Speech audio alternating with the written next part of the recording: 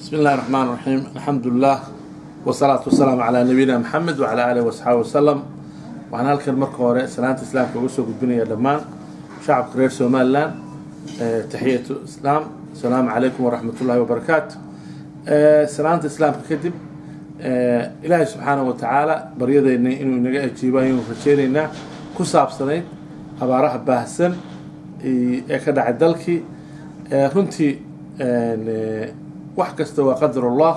ilaahay qadarkiis baa ilaahay uu roobka ku baaqday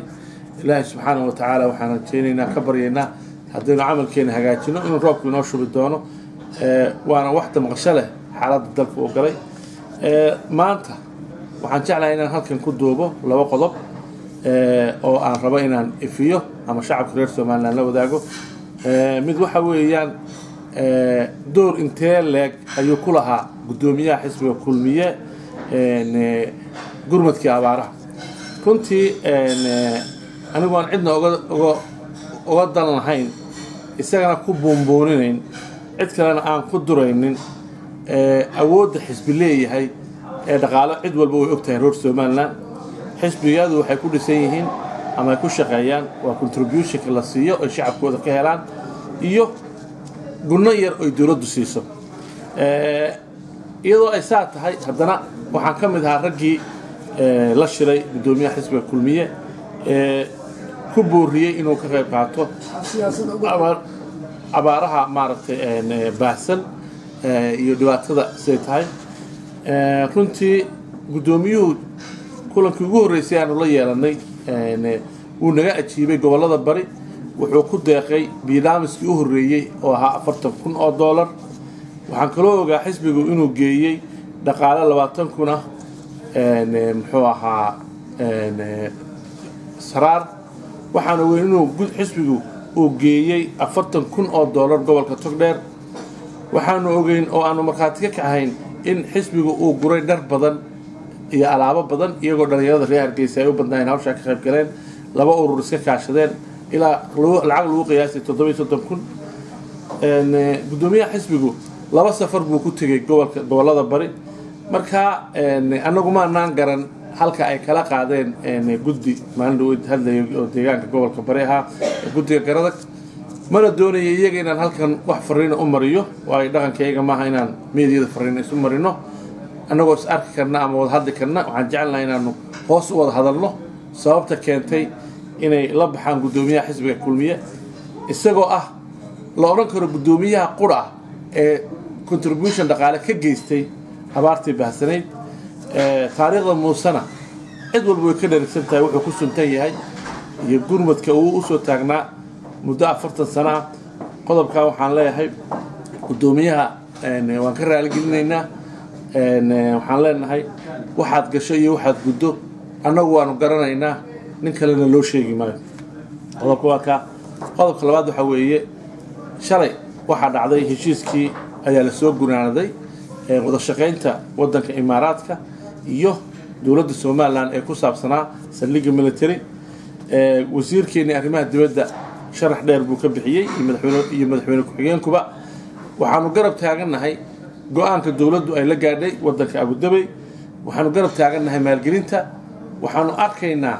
inay tahay taariikh cusub oo Soomaaliland dhalinyarada u soo korodhay iyo aqoon-yahankeeda iyo ummadeeda dhan arrinka aan qofna ay dadka qaarkii aan marnaba hoos istaagin waxa weeye waxaanu ka doodi jirnay shaqo abuur sidee loo sameeyaa sidee wadamada dibadaha loogu shaqo tagaa sidee kuwa gudaha loogu shaqo tagaa wadanka Imaaraadka oo wadanka adduunyada trade world ka wada shaqeeyaan ayaa maanta heshiiska ugu weynaa wada shaqeyn in la galay shaqaale badanna aan jecelnahay inay naga qaataan oo xafiisyo ay ka furtaan wadankeena waxaanu rajeynaynaa inaynu waraabino 70 milyan oo Itoobiya ah oo wadada korodhonkii la dhameystiro oo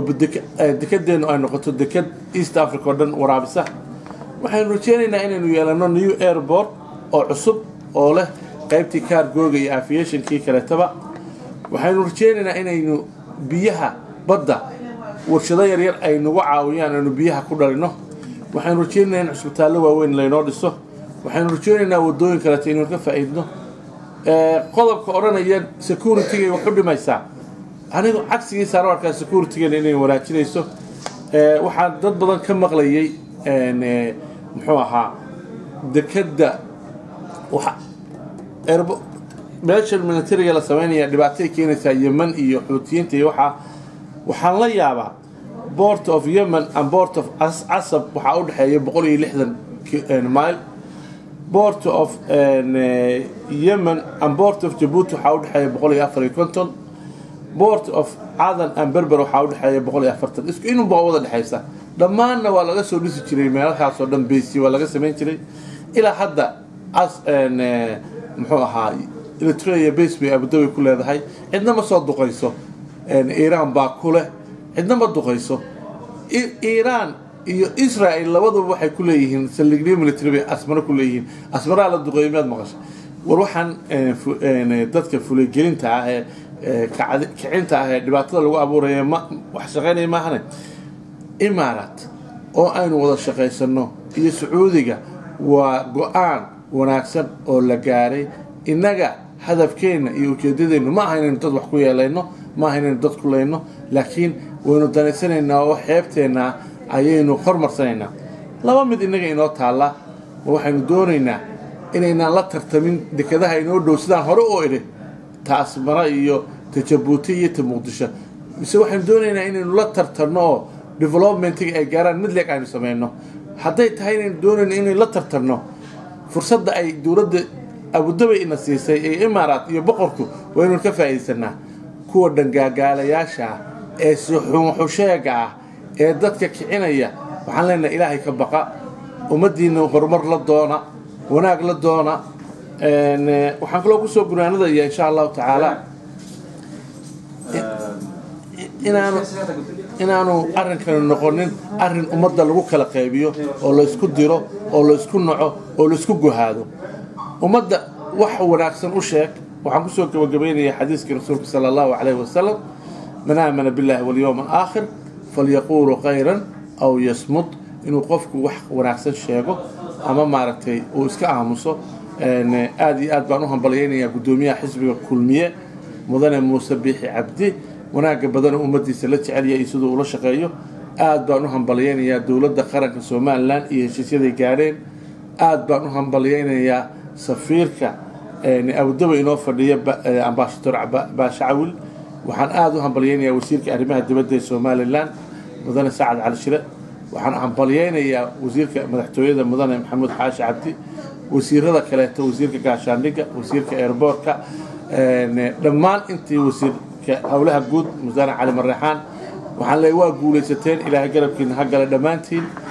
waxaan aad iyo aad u hambalyeynaya guddiga abaaraha ee culimada waa warisatul anbiya ayadii aflagaadada ma geeyaan laga daayo halkii rasuul la soo dejin maayo iyaga warisatul anbiya wa salaamu alaykum wa rahmatullahi wa barakatuh